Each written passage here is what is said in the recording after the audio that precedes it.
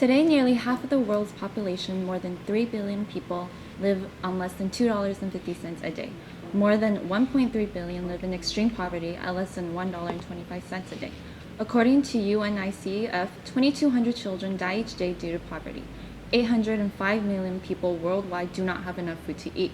These shocking statistics are on the rise, and we are here to bring you an inside look on those being affected.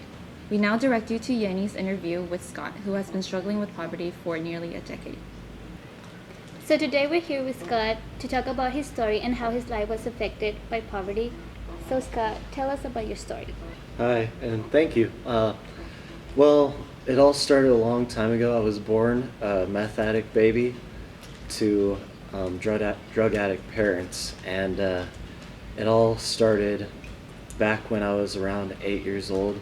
I started getting into drugs again, and I just wasn't ever able to really quit it or get off of it. I tried many times, but every single time I always ended up going back to something else, whether it was crack or meth, opiates or heroin, you name it, I probably did it.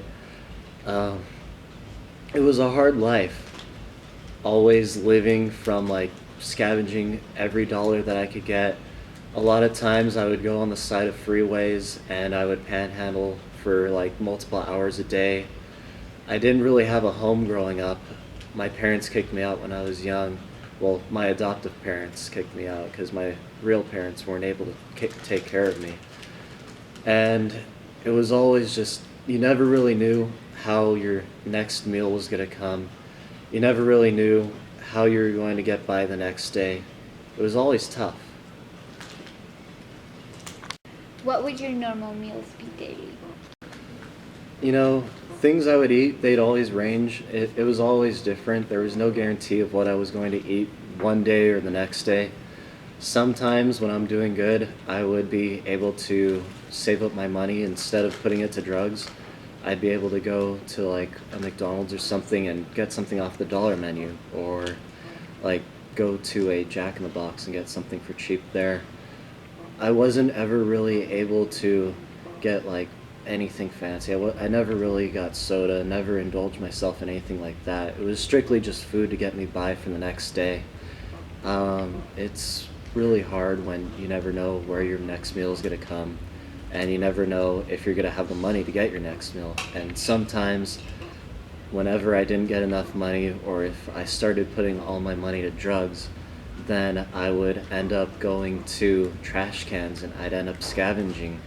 And it was always tough because, you gotta really put away that mental block of eating food that's been in a trash can or eating something that somebody else has eaten, and you just live with it.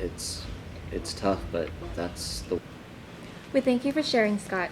Global poverty has affected many different people from different situations, including mothers and newborns.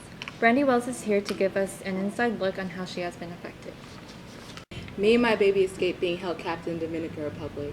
I was being sold as a sex slave in order to survive. Majority of the women in the Republic had to sell themselves to prostitution just to make ends meet. A few years into prostitution, I had gotten pregnant with my baby, and I realized that I did not want this life for my baby, so I took whatever I could carry and managed to escape. Oh